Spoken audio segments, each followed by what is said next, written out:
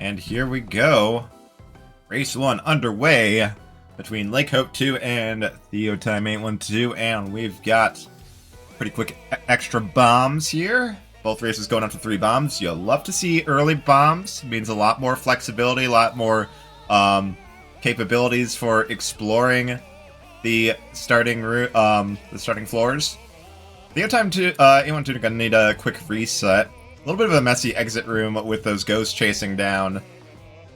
And Lakehope actually not gonna go for killing the blue slime lord there. Find that interesting. It could grant a big pile of gold for a leprechaun kill, or a gigantism scroll for some potential early damage. Theotime also not killing the blue slime lord. No respect for our big, chunky, slimy blue friends here today. Or I guess maybe too much respect for them. Leave them alive. But, yeah, there we go. Early quartz armor for both racers here.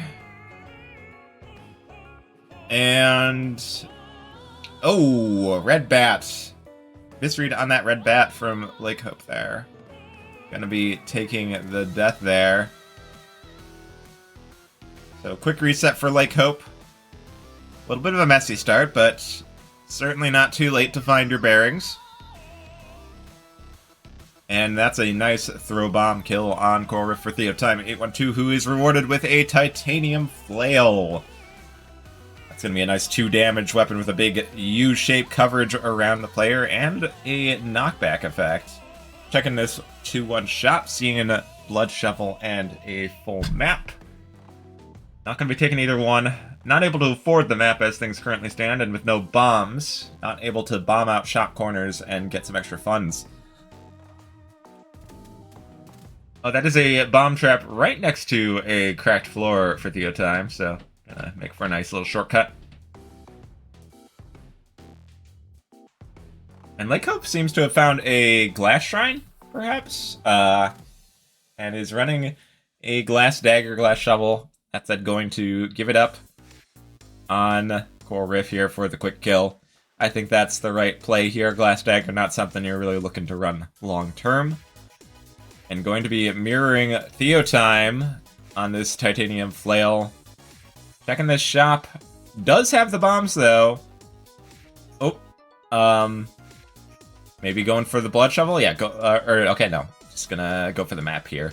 Oh, and that's an obsidian cat for Theotime. Very strong weapon. Given that same range as the flail, but it's a single target move attack.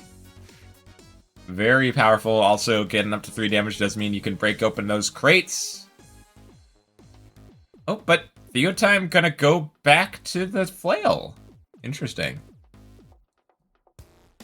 Flail does give pretty safe movement options in the early game, as long as you know how to use it, but kind of falls off considerably in the late game in zones 4 and 5, where it gets real snaggy and has trouble dealing with some of the enemy types that show up there.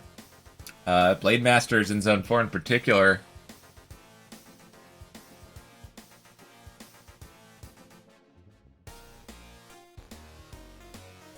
Well, I think Lakehope should be coming up on this Obsidian Cat shortly. I believe it's on this floor right here. But Lakehope is electing to do a little more shopping. I don't think we saw the shop. Oh, that is a Ring of Piercing, which makes the flail considerably better. Would have to kill Freddy for it, though, and it looks like Lakehope is going to say no to murder today. Okay, I think the Obsidian Cat came from this Shrine of Chance, maybe.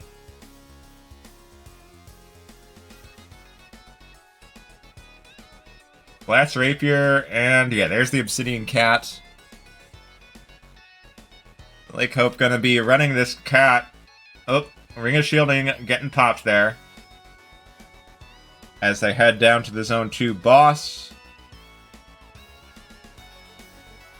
And we've got Theotime still rocking this flail. Not much support for it, just a simple titanium flail. Battle Shovel's a little hard to proc with the flail range. You're generally gonna snag on the enemies you're trying to kill and just end up beating them to death anyway. Blood Rapier. Yeah, I think it's not gonna be worthwhile to go down to 1 damage attack here. And we've got Earth Tomes out of the purple chest for Lakehope. Gonna provide some potential quick kills on bosses, or just panic buttons, throw up a defensive wall of dirt. Looks like Lakehope wants this Lucky Charm.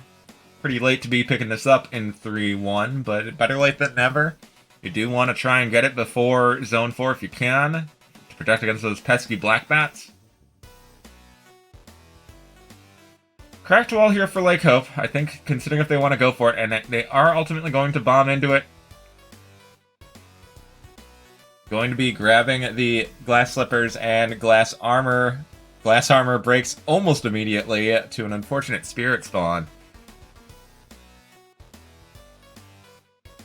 Zone 3 spirits, especially, I think, really are the real harbingers of fair and balanced gameplay.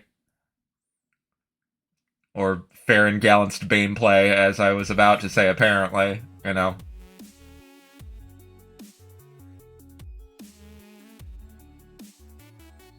But I hope after the early death is pushing up pretty efficiently using this Obsidian Cat. We're really seeing the strength of this move attack weapon here. Ooh, move attacking right into a pawn boop, though. So going to be missing on the flawless reward. Potential for a food shop here, though, which could give Lakehope some much desired tankiness. It's never the food shop. 50% of the time, it's not the food shop 100% of the time. I don't really like Lakehope spending bombs on this crate room. Yeah, you've got the Earth Tomes, you've got the Obsidian Cat, which will deal the necessary damage if you get the multiplier up.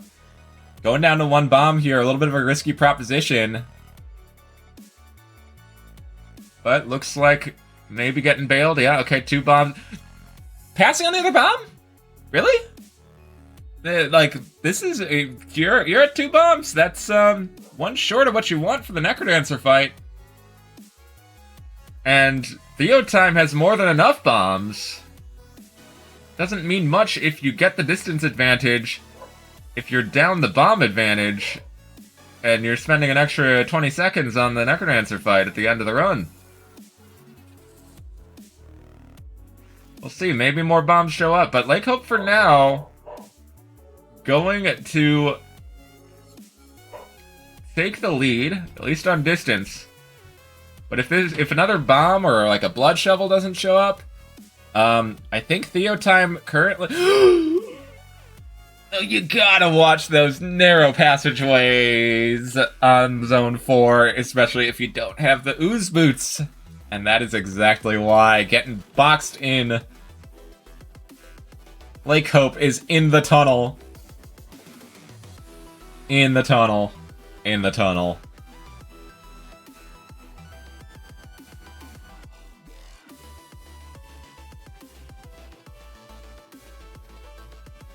Yeah, that is a classic death. We see that many a time. Just walking into the narrow gap, hitting a golem, Harpy jumps over your head and boxes you in. And it's never any less tragic.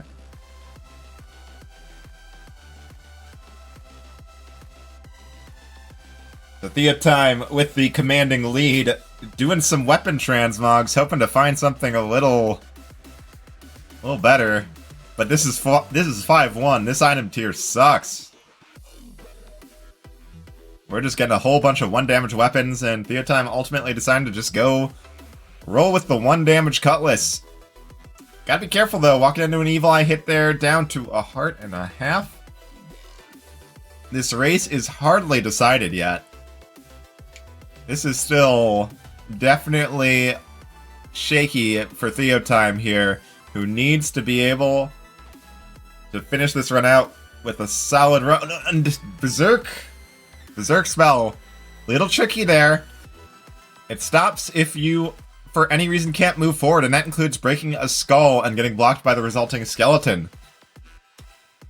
Not anticipating that going down to 1 heart, which with that quartz armor, that means this is probably 1 hit to kill, and that is Value Torch right there. Look out for all the value from that Infernal Torch. Holy Water coming in here. ballet shoes over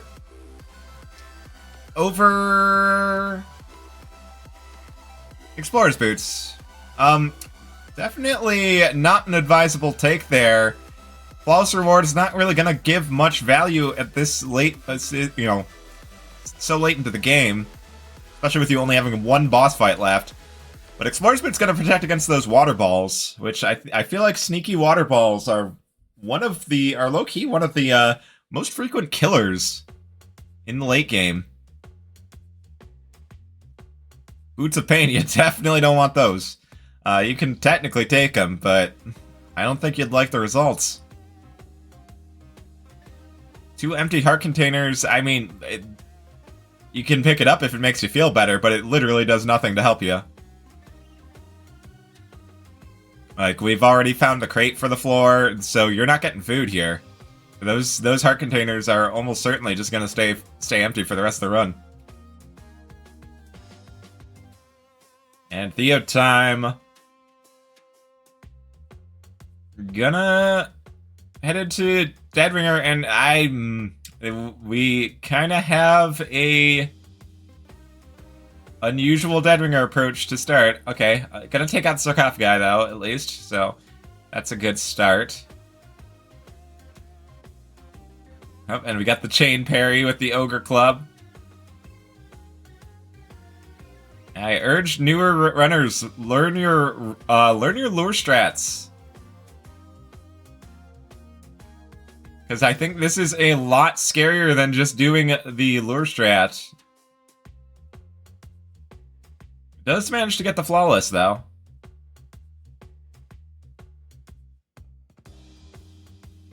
They're consistent berserk strat for Deadringer. Only if you have the health to bloodcast it a lot. But with the random teleport, there's nothing that's like consistent, like one or two casts of berserk, and it's actually faster. Because yeah, you very frequently have to cast downward after the first one to get the second hit, and you don't want to go all the way to the bottom of the arena, so you gotta bloodcast it several times to get much value out of it. Berserk spell coming out to kill that red dragon. I think that is a very good move here. Keep those high damage mini bosses off the field. Ooh, walking Dorian into that explosion though. Dorian, tankier than Cadence in this situation, but you still want to keep him somewhat safe. He's down to half his health, but so is the Necrodancer. Theotime having a little bit of trouble getting these efficient Necrodancer hits lined up, and oh, that's another red dragon. Alright, yeah, good use of Dorian's 2 damage there to take out that red dragon quickly. 1 damage left to go, and there it is, Theotime. Closing out the run, and taking the W for game 1.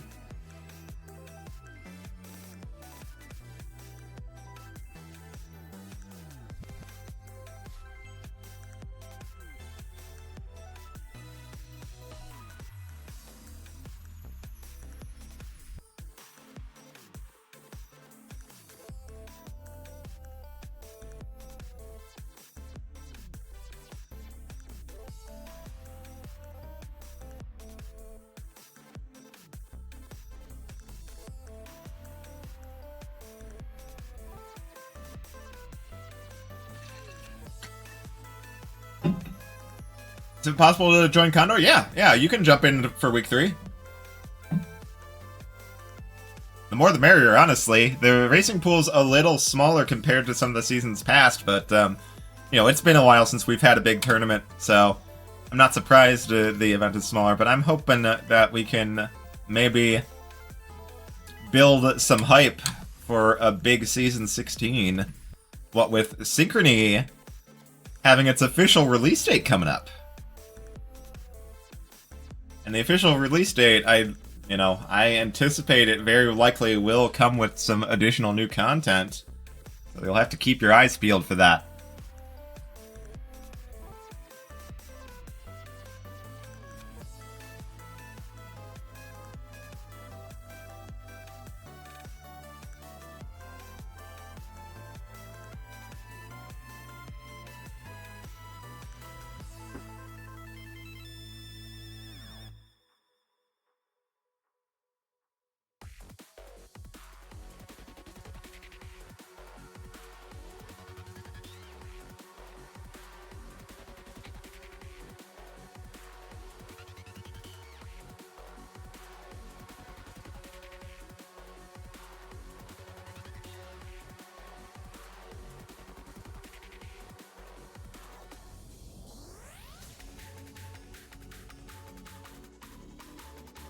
Guess like the races are chatting a bit. I'm gonna fill up my water real quick while they calm the nerves and get ready for race 2.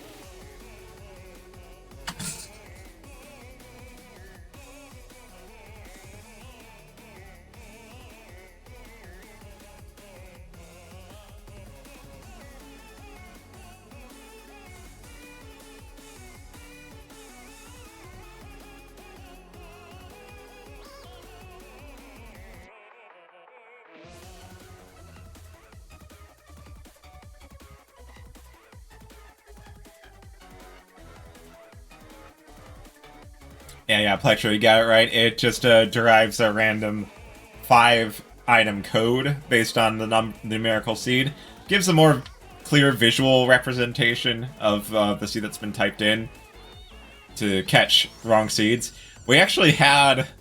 I remember a few seasons ago, we had a mix-up where someone managed to accidentally typo an O instead of a 0 in their seed. And it didn't get caught until halfway into the race when people, like, well, not halfway, but like a few floors into the race where people realized, hey, wait a minute, these floors are completely different, what's going on?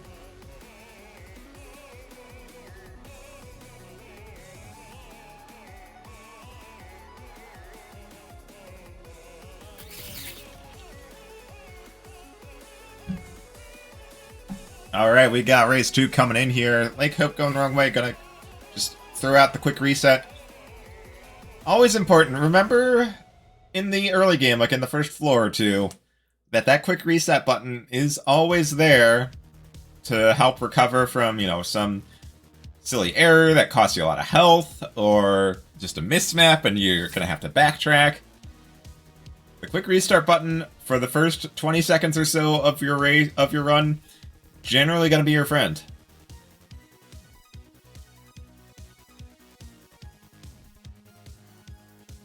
Oh, I haven't updated my Nightbot commands in ages. I hope that link is still live. But anyway, we got a blood shop here for Lakehope. Gonna be loading up on the Bloodstaff and the Crown of Thorns. Shriner here on 1-2. Theotime getting the Frost Dagger out of a, I presume, activated and bombed Shrine of Peace. Bombs here. Lakehope could blood drum through the wall to get to them a little quicker. Oh, okay, well, never mind. We've got the dragon taking care of that for us. Nice bomb trap usage. Dropping the red dragon's health down.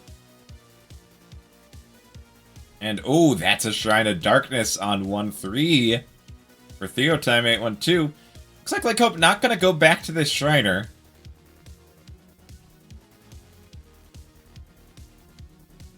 I think I like going back to the Shriner with this, with these bombs, but going to kill this shop for an Obsidian Spear and a Shove Shield?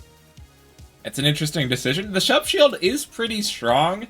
I still really struggle to use it effectively, but it is a pretty powerful speed item.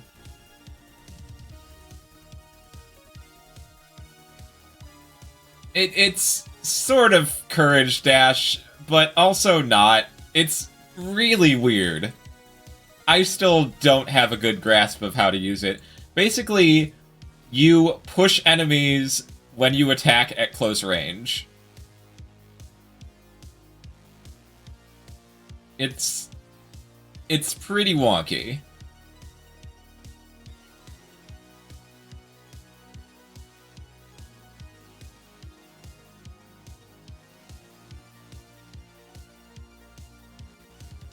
And it does, like, I believe it does, you know, like, stun the enemy you push if it doesn't kill it.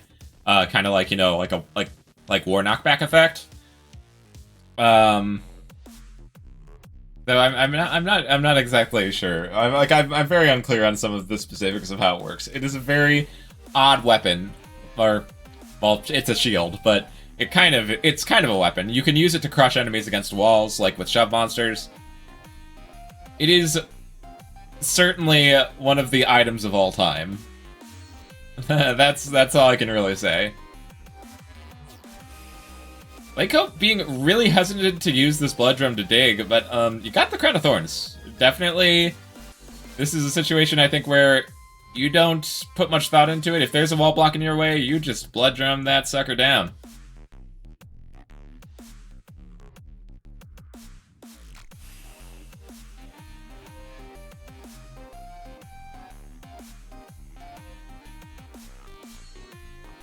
Theotime with the active Shrine of Darkness. Ooh, getting smacked there by that yellow skeleton here.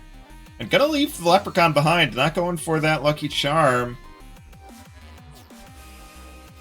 Ooh, with that Leprechaun kill, could maybe have the money to buy that, that Shovel of Strength. But, yeah, Leprechaun has gotten away, so Theotime not gonna have the cash for that.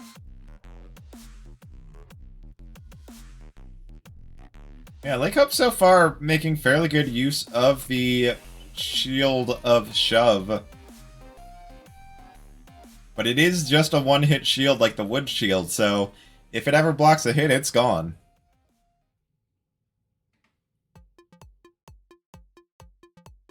And once again, 50% of the time, the food shop is never under the cracked wall 100% of the time. A little bit of wandering for Lakehope, and there's not going to be any such wandering for Theotime. With that active Shrine of Darkness, they know exactly where that exit room is. Although that said, Theotime with the shop still alive, going to be doing a little wandering for some shopkeeper action. Picking up that monocle.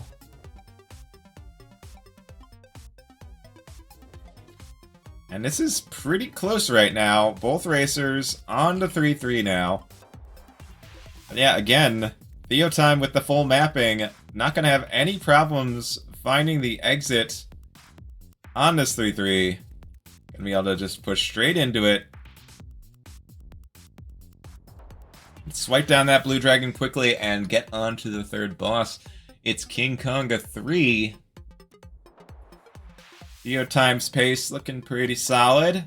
And Lakehope with a kind of horizontal approach on this blue dragon, certainly not ideal.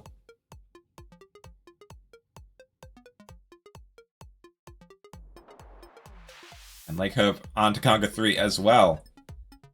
Looks like Theotime electing not to do a quick earth kill on King Konga, wants to see the flawless rewards, which is understandable. Got that monocle, want to make good use of it. Gonna go for the Shield Tomes over the Nazar Charm. I think those are both fair picks here. A lot of bombs here, which Lakehope's definitely going to be happy about. Their bomb supply pretty low here. It's going to assure they have enough for the endgame Necrodancer fight. Empty Heart Container for Theotime coming here. Just getting a little bit more max health. And yeah, see here, the Blade Masters are where the Shield of Shove is really awkward. And we see Lakehope struggling to get the Shield of Shove to work well with that. Against Blade Masters, you kind of gotta just go for the crush kills. Makes them very awkward to confront. Gotta just push them up against a wall or another monster. You just try to fight Blade Masters the way you normally do, well, that happens.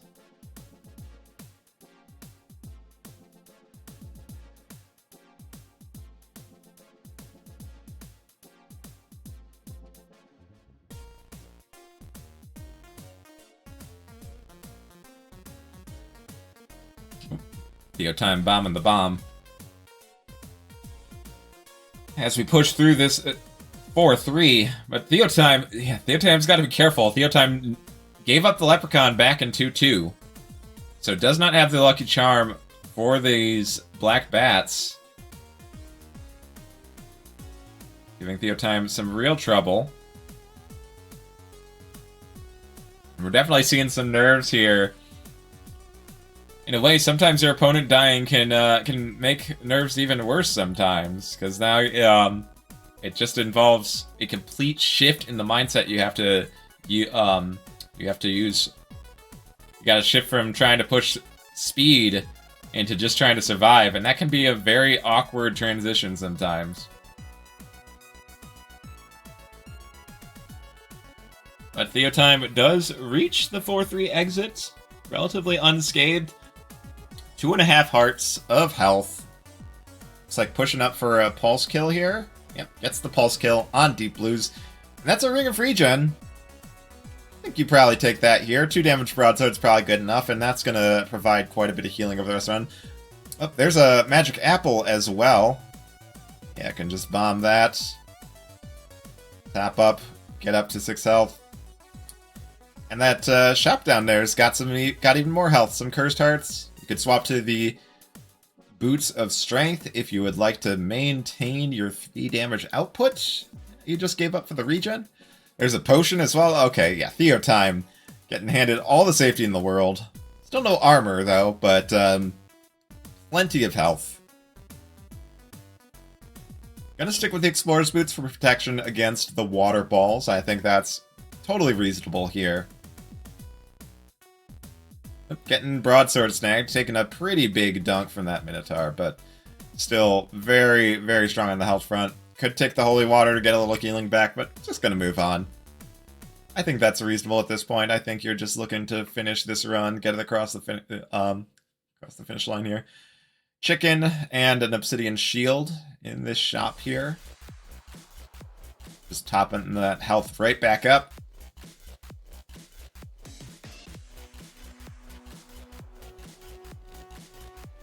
And we are on to the 5-2 exit room. Looks like we've got an Earth Dragon here. Yes. Need to dance it around a little bit, but not a problem. Theotime going into 5-3, full 8 hearts of HP, with a shield tome in hand, and 8 hearts with a potion on deck. Minotaur is down, and Theotime is ready to move on to the Deadringer fight. Has the Earth spell ready for this. But is not going for the Earth kill. We're kind of going for a little bit of a weird approach here.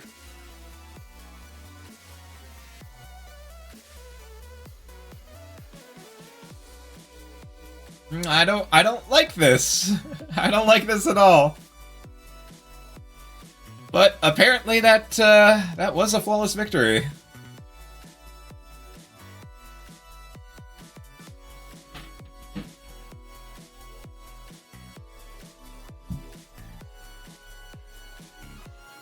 Lakehope pushing back up, but very far behind as Theotime approaching the finish line here. Just needs to hit this Necrodancer 6 times with that gold and loot.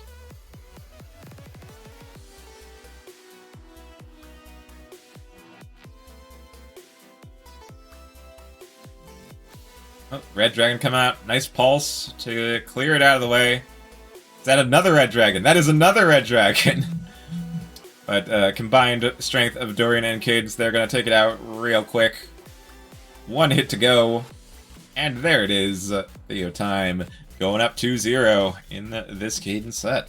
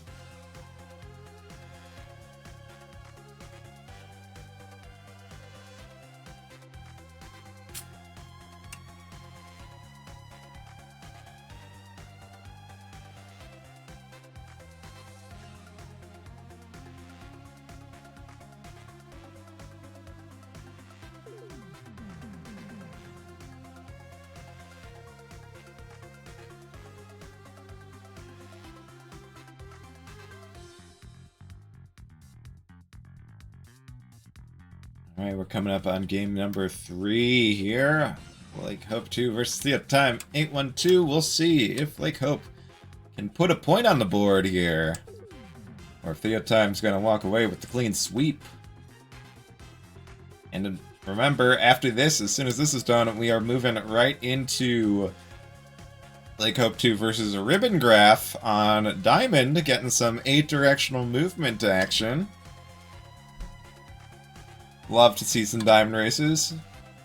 Possibly my favorite racing character. There is so much room for efficiency and angles that you could never even conceive.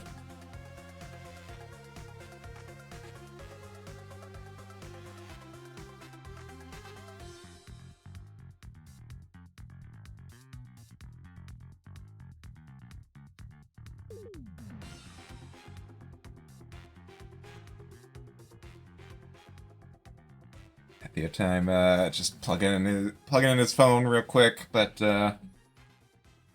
we will be seeing this very shortly.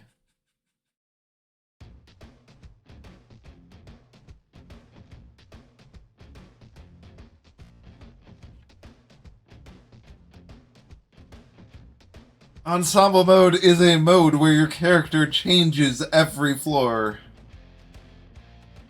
Because we have enough characters that you can do that now.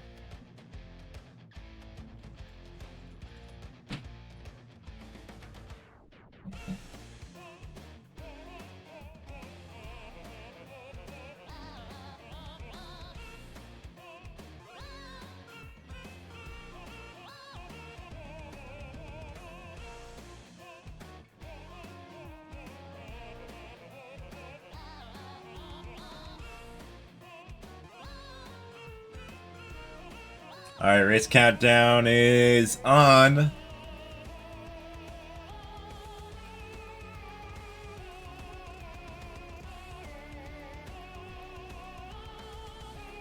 And here we go.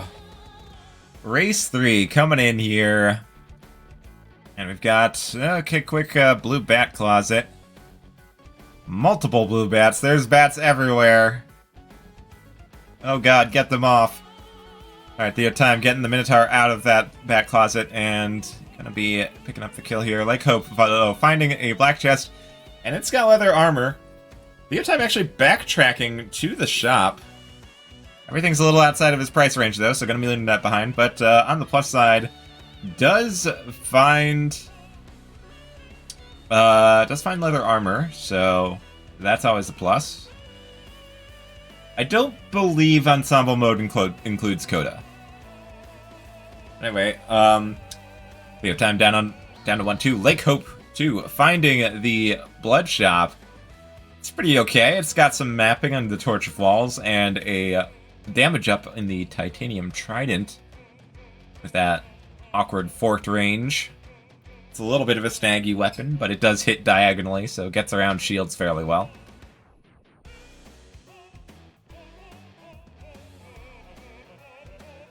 Shrine of Feast here, no food in hand, so probably not going to see any value out of that. Not even a bomb on hand to open up the shrine and just get a piece of food out. Lucky Charm for both runners coming in here, getting that bat immunity online ASAP. And Lakehope moving down to 1-3 with Theotime shortly behind. Theotime actually going to check the shop. Does not see much worthwhile. Enchant Scroll, holster, something else like a gold whip, I think was what it was. Yeah, pretty weak shop. But Theotime did not find the blood shop, so is lacking, or wait, no, did find the blood shop, but did not take the Torch of Falls. Just bought the titanium trident. Yeah, just guess didn't want to spend the time in the blood shop. It was a little bit of a risky kill, so, you know, Lakehope is kind of lucky on that front that the throw kill worked out. But the mapping is very handy. Torch of Walls, arguably one of the best torches in the game for its almost full mapping of a floor. As long as you can read the basic map structure, The walls are more than enough information to figure out where all the points of interest are. The only thing it doesn't find you is the location of the floor's chest. And also potential bomb pickups.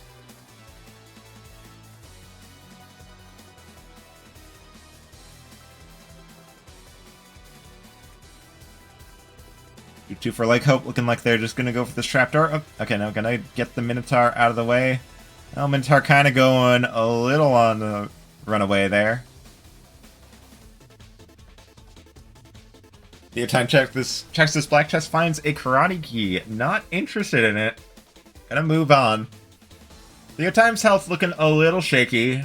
Lakehope's not too much better off, though. The leather armor helps, but 2 hearts can disappear pretty quickly when all you have is leather armor. Theotime does have a little extra defense with those Hargreaves, but with only 1 heart currently, a little shaky.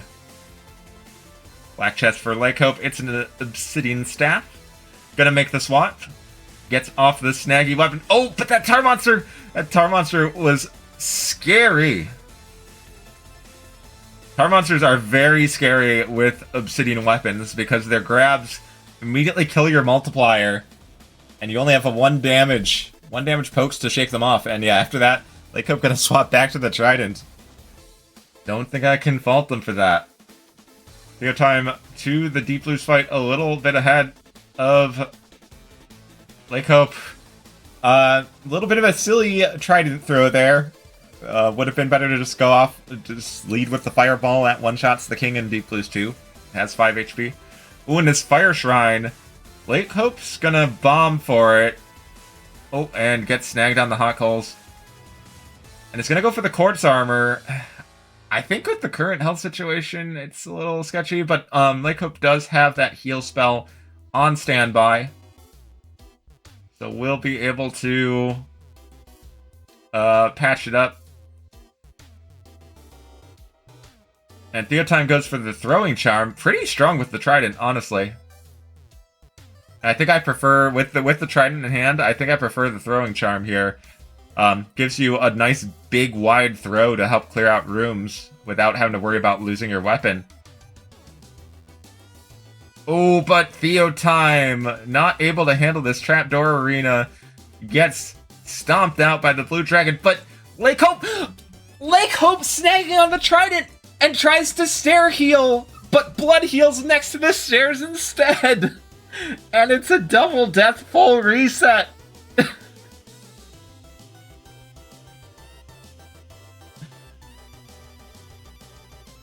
Gotta watch that trident range, it's real tricky. Alright, so just like that, 5.5 minutes in, both racers back on 1-1. Lakehope not going for the leather armor this time. Gotta keep that seed retention in mind. Gotta try and remember the seed layout, so the floor layout, so that you can get the key components of your build. And I would say the early leather armor was very helpful for Lakehope. Although if they can play it cautiously and just not get hit until they get back to that quartz, I suppose that works.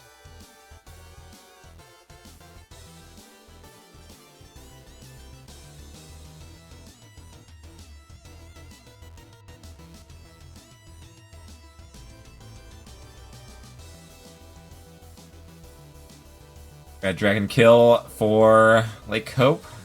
Theotime grabbing Leprechaun, and yeah, the space has evened right back up.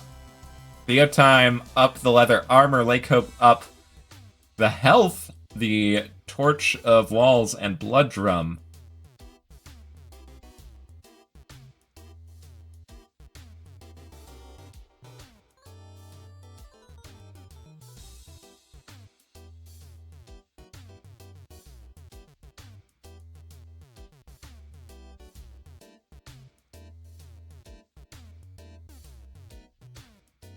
And here we go, trapdoor for Lakehope2. Both racers heading down to the King Konga fight. Theotime, pretty efficient to try and kill. Lakehope actually just going to go for digging out the throne, saving a few beats that way.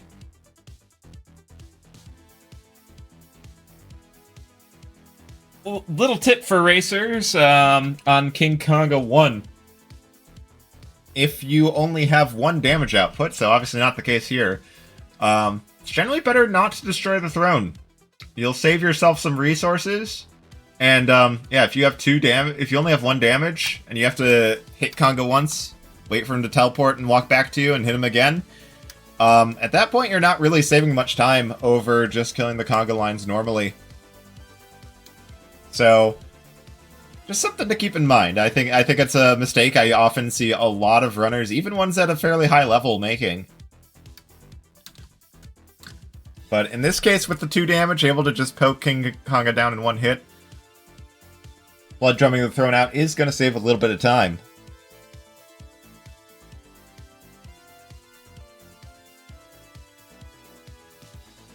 Yeah, and to be fair, like, I think if you get lucky on the teleport, it can be a little faster, even with the 1 damage. But you have to get pretty lucky on the teleport. Lakehope with the throw and fireball on Deep Blues, pulling ahead here. I would recommend doing the throw from the 3rd row and just immediately throwing out the fireball. When you hit the king early, he will always teleport to row 3.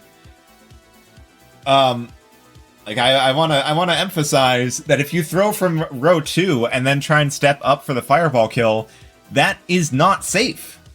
That is not safe for the exact same reason that the throw bomb Deep Blues strat is not safe. If the king teleports directly above you, you now have a problem. Because the king's gonna run away upwards, and if the opening's not favorable, you're not gonna be able to chase him and get the fireball finish. You want to do that from the from the 3rd row, not the 2nd. Thankfully, neither racer getting punished for it this time. Both of them getting favorable teleports and just able to close the fight out. As we head down to Zone 3, where both runners died last time. Lakehope getting that Quartz Armor back. Theotime this time not going to be grabbing the throw charm, so going to be missing the value on those boomerang throws with the trident.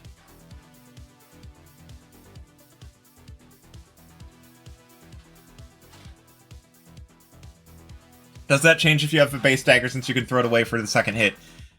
It helps, but very often you still have to wait for King Konga to line up into a throw angle.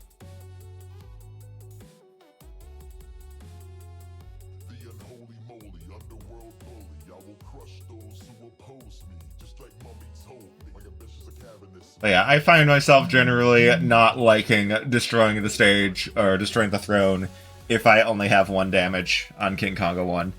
If you go for the line kills, then King Konga, you get the first hit, walking to the top, walking up towards the top of the arena. You get the teleport while you're still walking up to the upper edge of the stage of the arena. Oh, got a fireball again. Okay. Lakehope just taking the dragon stop with the quartz armor. That's okay. But yeah, the inherent thing with walking all the way up is that you very often, like, once you're up at the throne to destroy it, there's no more time to be saved from walking upwards. You're already at the top of the arena, so you just always end up having to play some amount of a waiting game for King Konga to get into range. And yeah, if you're on 1 damage, you have to play that waiting game twice. You're just kind of fiddling around at the top of the arena. Oh, the fire pig! The fire pig. Okay, yeah, let's get off of the topic of King Konga and focus on what's going on here. Theotime getting sniped by the lone fire pig in the empty room. Those little pigs are always so sneaky. And that is looking like it's very likely going to cost Theotime this race. Lakehope in a lot steadier of a position than they were on the first death. On the double death, we saw, Theotime going down to a blue dragon with Lakehope on very low health and getting snagged on the trident range. at the stairs and botching the blood heal. But here we've got Lakehope sitting at full health. 4 hearts, quartz armor, heal spell, sitting there ready to be used. In 5 kills, and yeah, getting the flawless on this Fortissimo 4. Gonna be able to try and develop the build a little further. Find some throwing stars. Gonna keep the Blood Drum for the safer endgame strats. Blood Drum is a very reliable way to kill Deadringer. Reliable way to get an early hit on the Necrodancer. And the shorter your Necrodancer fight is, the less time there is for Dorian to do something and ruin everything.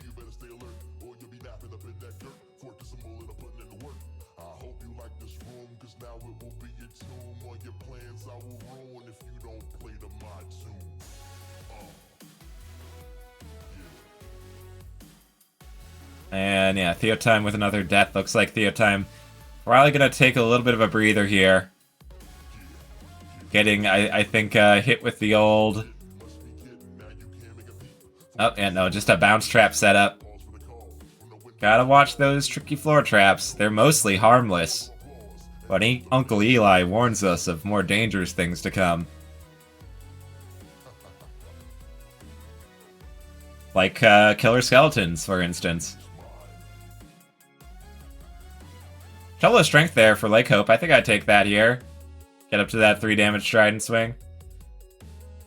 It's like Lakehope just gonna push forward towards the exit, though. I think wants to be done and over with on this seed. Oh, we've got a gun! Look out, Freddy's got a gun. Wow, guns are expensive. I never realized. 1,800 gold for a rifle. That is so pricey.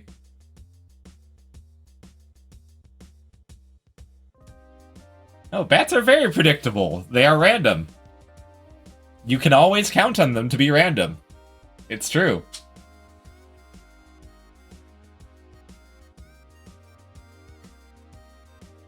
Oh, Lakehope. Lakehope gave up the Blood Drum and doesn't have the consistent Deadringer, and now we have kind of a...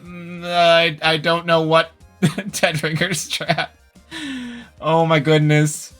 Racers, please learn your Deadringer strats. It will make me happy. Or maybe don't learn them if you want to make me unhappy. That's fine too. You shouldn't make your life revolve around my happiness. That's unhealthy. Alright, we got a little bit ping-ponger, but Lakehope is going to finish the Deadringer fight.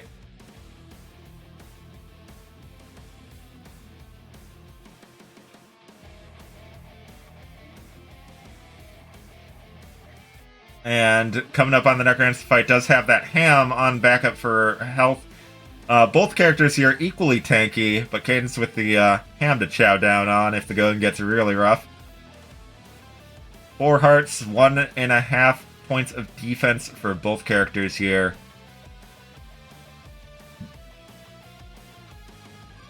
Alright. 3 hits left on the Necrodancer fight. Missing that cycle, but... setting up the lure. Oh, missing it, getting frozen. Gets the follow-up, though. 1 hit to go. And it's looking pretty good. No damage taken so far. Gonna have to miss out on this cycle, but this is a pretty favorable teleport. And there we go, Lakehope2 delivering the killer blow. And Lakehope2 takes game 3, putting a point on the board for the ranking points.